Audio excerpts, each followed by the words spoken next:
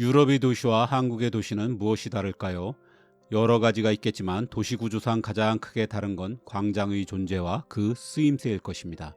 유럽의 도시는 한마디로 광장을 중심으로 만들어졌습니다. 반면 우리는 줄곧 길이 도시의 중심이었습니다. 이 때문에 광장의 역사가 굉장히 짧을 뿐더러 사용하는 방식도 많이 다릅니다. 유럽 광장의 원류는 고대 그리스의 폴리스에 있었던 아고라입니다. 산 위의 아크로폴리스가 신을 중심으로 한 세계라면 산 아래의 아고라는 인간 세계의 중심지였죠. 죽은 사람은 산 위에서 살고 산 사람은 산 아래에서 사는 우리와 비슷하다고도 하겠습니다. 어쨌든 모이다라는 뜻을 가진 단어답게 아고라엔 온갖 사람들이 모여 정보를 교환하고 토론을 하고 민회도 열었습니다. 사람이 많이 모이는 장소이니 당연히 시장도 이곳에 열려 상거래의 중심지가 되기도 했습니다. 그리스의 아고라는 로마 시대가 되어선 포럼으로 이어졌습니다. 모든 길은 로마로 통한다고 할 정도로 로마인들은 수많은 길을 냈는데 길이 좌우로 교차되는 지점마다 대개 포럼을 만들었습니다. 그리고 화려한 열줄을 세워 포럼의 경계선을 표시했지요. 그리스의 아고라와 로마 초기의 포럼은 대부분 네모반 듯한 사각형이었습니다. 그래서 오늘날에도 광장을 스퀘어라고 부릅니다.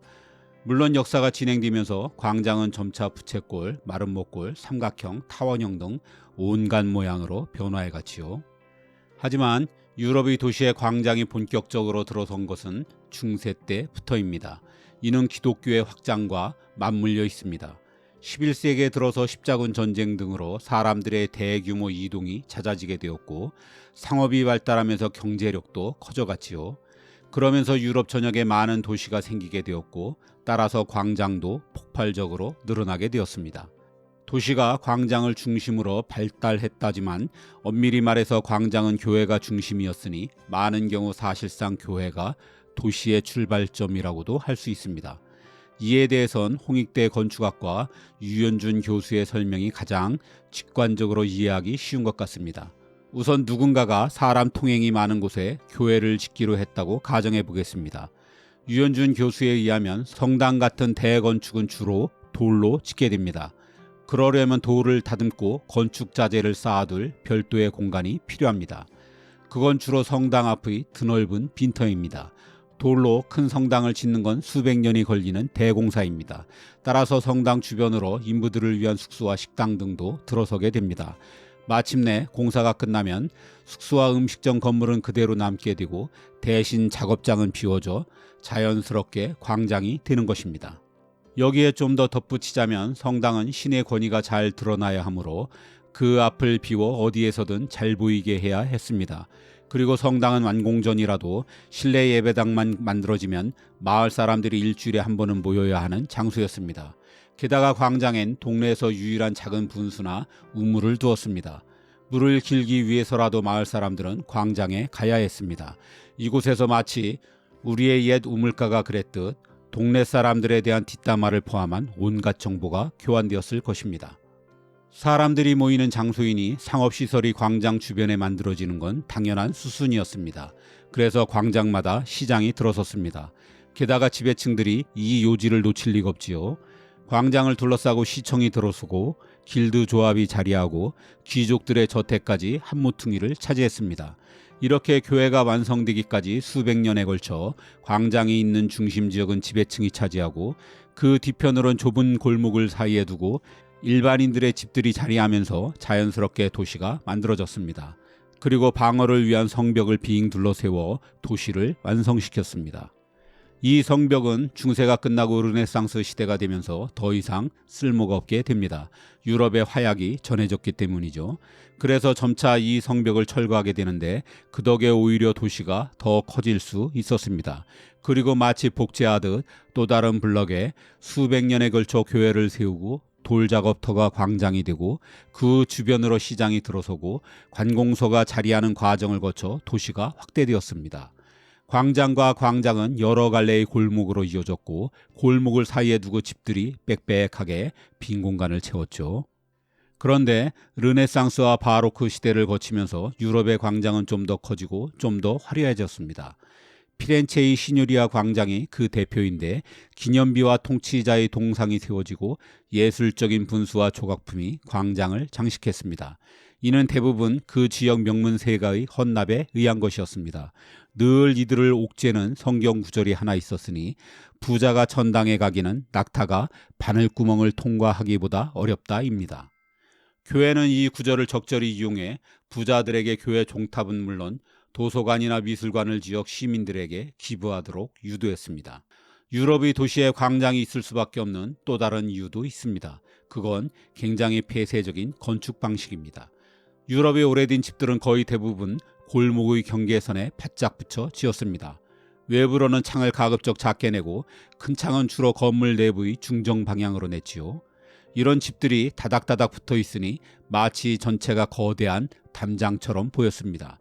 이는 일부 지역에선 창문에 붙는 세금 때문에 어떤 곳에선 지진에 대비하기 위해서입니다. 하지만 대개는 적의 침략에 대비해 도시를 마치 요새처럼 만들려는 이유가 큽니다. 도시 전체가 이런 집들로 가득하면 도시인들은 숨 쉴 공간도 없고 함께 쓸 공적 공간도 없게 됩니다. 그래서 마련한 게 광장입니다. 숨막힐 것 같은 도시의 폐쇄성을 그나마 광장을 통해 완화한 것이죠. 어쨌든 유럽의 역사에서 광장은 결코 빼놓고 이야기할 수 없는 중요한 공간이었습니다. 이곳에서 경제활동도 하고 의견도 교환하고 축제도 즐겼습니다. 격동의 시대엔 혁명의 무대였고 단두대로 목을 자른 한풀이 장소였고 때론 피비린내 나는 전쟁터였습니다. 그리고 마침내 민주주의를 꽃피운 곳도 광장이지요. 반면 우리는 어떨까요? 우리의 전통집은 길을 따라 집을 짓되 길의 경계까지가 아니라 대지 안쪽으로 물러나 집을 앉혔습니다. 집에서 길까지의 공간은 마당으로 삼았죠.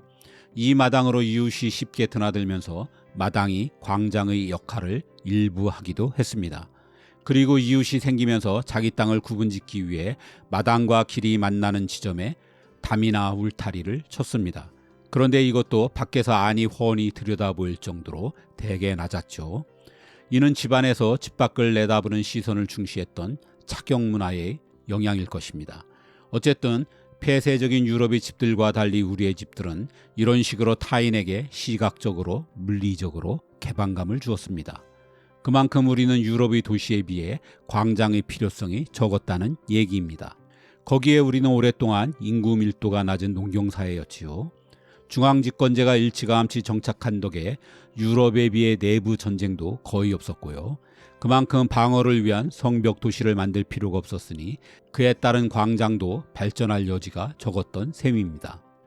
우리나라의 광장이 처음 만들어진 것은 사실상 20세기 후반이 되어서입니다. 지금은 여의도 공원이 된 5.16 광장이지요.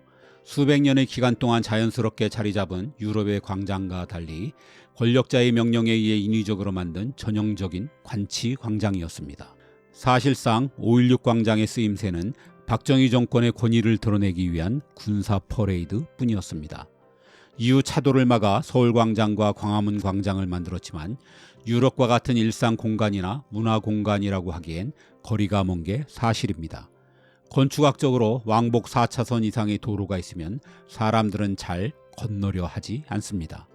그런데 서울광장도 광화문 광장도 6차선 이상의 도로에 둘러싸인 섬 같은 곳이죠. 무엇보다 광장을 둘러싸고 기념품 가게나 술집, 카페, 식당 등이 있어야 사람들이 오래 머무를 텐데 우리의 광장은 앉아있을 벤치조차 없는 참 심심한 장소입니다. 그러다 보니 우리의 광장에서 할 수 있는 일이라곤 정치 집회나 시위뿐입니다. 그렇다면 유럽 광장의 미래는 어떻게 될까요? 긴 역사를 볼 때 광장의 가장 중요한 두 가지 역할은 시장과 공론의 장입니다. 하지만 유럽인들도 더 이상 광장의 시장에서 장을 보지 않습니다. 의견을 나누기 위해 더 이상 광장에서 직접 만나는 일도 없습니다. 마트나 온라인몰, SNS가 이미 광장을 대체하고 있기 때문입니다. 그래서 세월이 더 흐르면 광장이 야외 주차장으로 전락하는 것이 아닌가 하는 우려도 있습니다. 사실상 유럽의 역사를 써온 광장이 앞으로는 어떻게 변하게 될지 지켜보는 것도 흥미로울 것 같습니다.